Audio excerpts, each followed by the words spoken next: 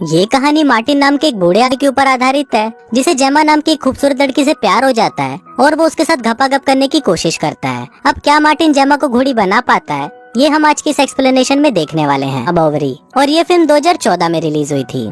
Movie की शुरुआत में हम मार्टिन नाम के एक बूढ़े आदमी को देखते हैं, जो फ्रांस के एक छोटे से गांव में बेकरी चलाता है। आगे मार्टिन हम लोगों को बता रहा होता है कि वो 7 साल पहले पेरिस से यहाँ पर आया था। यहाँ पर उसके डैड की बेकरी थी और तब से वो अपनी वाइफ के साथ इसी बेकरी को संभाल रहा है। आगे मार्टिन जब ब्रेड बना रहा होता है तो वो उसे जला देता है। फिर उसकी वाइफ के पूछने पर वो बताता है कि वो चार्ली के बारे में सोच रहा था, कहीं वो आत्महत्या ना कर ले। इस पर उसकी वाइफ उसे बोलती है कि तुम्हें ये सब नहीं सोचना चाहिए, क्योंकि चार्ली ऐसा कुछ नहीं करने वाला। इसके बाद मार्टिन उसी चार्ली के घर पर जाता है जहाँ पर वो अपनी वाइफ जेमा का सामान जला रहा था। अब वो ऐसा क्यों कर रहा था ये हमें फिल्म में आगे पता चलेगा। तभी चार्ली किसी काम से घर के अंदर चला जाता है और मार्टिन को वहाँ पर जेमा की डायरी मिलती है, जिसको वो अपने पास रख लेता है। फिर घर आकर मार्टिन उस डायरी को पढ़ता है और कहानी फ्लैशबैक में चली जाती है। यहाँ पर हम उस दिन को देखते हैं जिस दिन चार्ली पहली बार अपनी वाइफ जेमा के साथ इस गाँव में रहने आया था, ताकि वो दोनों अपनी बाकी जिंदगी को यहाँ पर शांति से जी सके। अब अपने गांव में नए लोगों को देखकर मार्टिन उनके पास जाता है और उन्हें अपना इंट्रोडक्शन देता है। अब इसके कुछ दिनों बाद जेमा और चार्ली मार्टिन की दुकान पर ब्रेड खरीदने जाते हैं।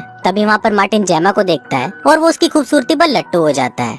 इसके बाद जब मार्टिन घर जा रहा था तो उसकी मुलाकात एक बार फिर जेमा से होती है। फिर मार्टिन उसे एक सुंदर सा गार्डन दिखाने लेकर जाता है, जिसको देखकर जेमा को बहुत अच्छा लगता है। उसी रात चार्ली मार्टिन के घर पर आता है और उसे बोलता है कि उसके घर की बिजली चली गई है। तभी मार्टिन उसके साथ उसके घर पर जाता है और वो बिजली को वापस चालू कर देता है। तभी वहाँ पर मार्टिन की वाइफ भी आ जाती है और फिर वो चारों मिलकर दारू पीते हुए बातें करने लगते हैं। पर इसी दौरान मार्टिन वहाँ पर सिर्फ जेमा को ही देख रहा होता है। अब ऐसे ही कुछ दिन बीत जाते हैं और फिर एक दिन जब जेमा मार्टिन की बेकरी पर आती है तो वहाँ मार्टिन उसे पूछता है कि क्या तुम्हें जानना है कि मैं इस ब्रेड को कैसे बनाता हूँ। तो जेमा उसे देखने के लिए हाँ बोल देती है। फिर मार्टिन उसे पीछे वाले कमरे में लेके जाता है जहाँ पर वो ब्रेड्स बनाया करता था। फिर जब जेमा भी ब्रेड बनाने लगती है तो मार्टिन उससे पूछता है कि तुम्हें कैसा लग रहा है। इस पर जेमा उसे बोलती है कि मुझे बहुत अच्छा लग रहा है और मुझे ऐसा लग रहा है कि मैं योगा कर रही हूँ। अब उस रूम में बहुत ज्यादा गर्मी थी, इसलिए जेमा को भी गर्मी लगने लगती है और वो अपना स्वेटर उतार देती है। तभी उसे देखकर मार्टिन के अंदर हवस जाग जाती है और वो जेमा की बॉडी को देखने लगता है। अगले सीन में हम देखते हैं कि मार्टिन और उसकी वाइफ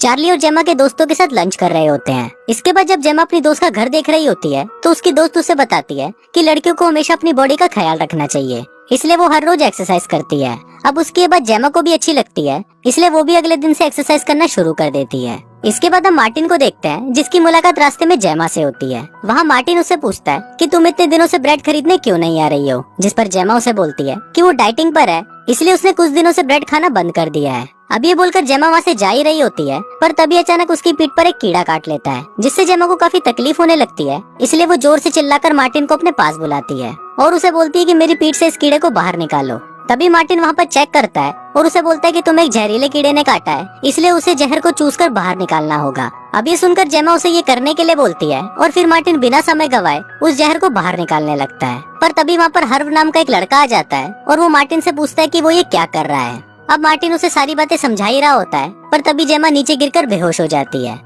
ये देखकर हर्व और मार्टिन उसे हॉस्पिटल लेके जाते हैं, जहाँ डॉक्टर जेमा को इंजेक्शन लगाता है और बोलता है कि अब डरने की कोई बात नहीं है। फिर जब वो लोग वापस घर की तरफ आ रहे होते हैं तो जेमा मार्टिन के कंधे पर सर रखकर सो जाती है, जिससे मार्टिन बहुत ज्यादा खुश हो जाता है और उसे लगने लगता है कि जेमा भी उसे पसंद करती है। फिर अगले दिन जब मार्टिन अपने शॉप के बाहर खड़ा होता है तो वो वहाँ पर जेमा और हर्व को बातें करते हुए देखता है। अब मार्टिन उन दोनों को देखकर ये सोचने लगता है कि जल्दी ही इन दोनों में अफेयर होना शुरू हो जाएगा। फिर अगले दिन जब जेमा सुपरमार्केट से वाइन खरीद रही होती है तभी उसकी मुलाकात एक बार फिर हर्व से होती है, जो उसे अपनी पसंद की वाइन बताता है और जेमा भी उस वाइन को खरीद लेती है। इसके बाद हम मार्टिन को देखते हैं, जो ब्रेड की डिलीवरी करके अपने घर जा रहा था। तभी वो रास्ते में जेमा को कहीं जाते हुए देखता है, इसलिए वो वहाँ रुककर उसे देखने लगता है। मार्टिन वहाँ पर देखता है कि जेमा हर्व के घर जा रही है और ये देखकर मार्टिन शॉक्ड हो जाता है। पर फिर वो सोचता है कि शायद जेमा हर्व के साथ वाइन पीने आई होगी, पर उसकी ये सोच गलत होती है, क्योंकि उसी रात जब वो जेमा के घर पर डिनर करने के लिए आता है तो वो वहाँ पर जेमा के गले पर लव बाइट देखता है, जिसको देखकर वो समझ जाता है कि आज हर्व ने जरूर जेमा को घोड़ी बनाया होगा। अब ये देखकर मार्टिन सैड हो जाता है, क्योंकि वो खुद भी जेमा को कब से घोड़ी बनाने के बारे में सोच रहा था। फिर अगले दिन मार्टिन हर्व को देखता है, जो बहुत ही ज्यादा टेंशन में होता है। ये देखकर मार्टिन उसके पास आता है और उसे पूछता है कि क्या बात है। इस पर हर्व उसे बताता है कि वो पढ़ाई पर बिल्कुल भी ध्यान नहीं दे पा रहा। इस पर मार्टिन उसे बोलता है कि उसे अपनी गर्लफ्रेंड को यहाँ पर बुला लेना चाहिए, क्योंकि वो उसकी पढ़ाई में मदद कर सकती है। अब इसके कुछ देर बाद मार्टिन जेमा को कहीं जाते हुए देखता है और थोड़ी देर बाद हम देखते हैं कि जेमा हर्व के साथ उसके घर पर पलंग तोड़ घपाघप कर रही है। और इसी से ये बात भी साबित हो जाती है कि जेमा का हर्फ के साथ सचमुच अफेयर चल रहा है। अब ऐसे ही कुछ दिन और बीत जाते हैं और इन दिनों मार्टिन सिर्फ जेमा के बारे में ही सोच रहा होता है। फिर एक दिन जेमा बहुत खुश होकर मार्टिन की बेकरी पर आती है और उसे बताती है कि चार्ली कुछ दिनों के लिए शहर से बाहर जा रहा है। फिर वो वहाँ से कुछ ब्रेड खरीदती है, पर जाते वक्त वो ब्रेड का एक टुकड़ा वहीं पर ही भूल जाती है। इसके बाद मार्टिन उस ब्रेड को जेमा के घर पर देने के लिए जाता है, पर तभी उसे वहाँ पर कुछ आवाजें सुनाई देती है, जिसको सुनकर वो वहीं पर ही छुप जाता है। फिर वो चुपके से खिड़की से देखता है कि वहाँ पर जेमा और हर्फ साथ में घपाघप कर रहे हैं और घपाघप के बाद जेमा हर्फ को आई लव यू बोलती है,